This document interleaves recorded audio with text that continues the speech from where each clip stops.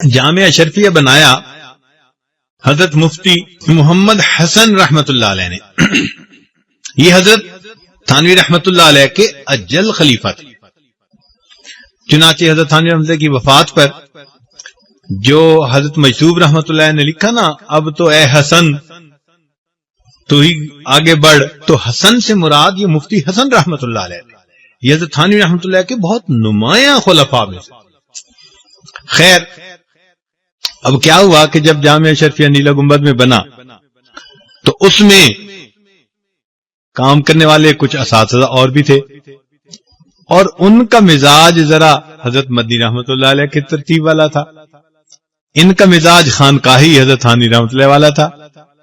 تو ایک سال کے بعد انہوں نے محسوس کیا کہ بھئی یہاں تو میرا معاملہ ذرا مشکل ہے، لہذا بہتر ہے کہ میں اپنا کام کروں. چنانچہ انہوں نے جامعہ مدنیہ کے نام پہ کام شروع کر دیا، اور کام بھی کہاں، اسی محلے میں مکان کرائے پہ لے کر اب ادھر جامعہ اشرفیہ اور اسی گلی میں دوسری طرف جامعہ مدنیہ شروع ہو گیا کام.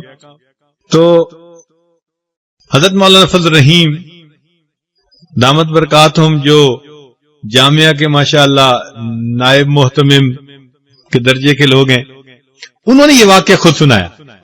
کہنے لگے کہ ہم اس وقت بچے تھے جب ہمیں پتہ چلا نا کہ ہمارے مدرسے کے استاد اور نیا مدرسہ اور مدرسہ بھی اسی گلی میں، تو کہنے لگے بڑا غصہ آیا.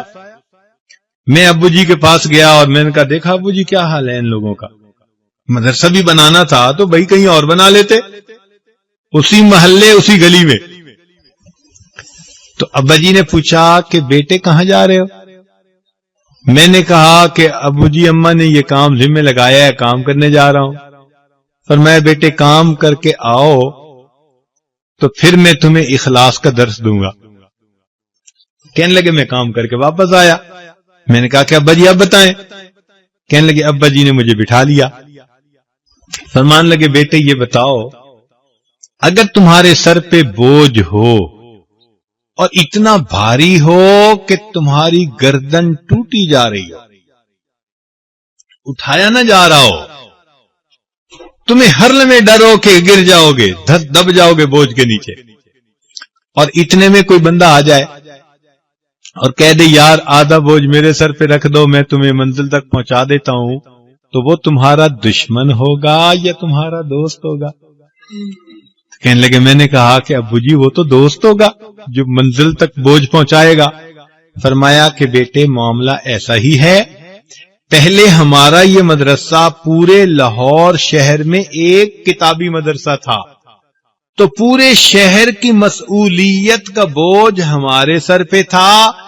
اب وہ بھی مدرسہ بن گیا، مسئولیت کا بوجھ تقسیم ہو گیا، تو وہ ہمارے محسن ہیں یا ہمارے دشمن ہیں؟ کہنے لگے میں نے کہا ابو اس طرح تو وہ ہمارے محسن بنتے ہیں. فرمایا میں بھی یہی سوچتا ہوں کہ انہوں نے مدرسہ بنا کر ہمارے اوپر احسان کیا ہے. یہ مخلص لوگ ہوتے ہیں.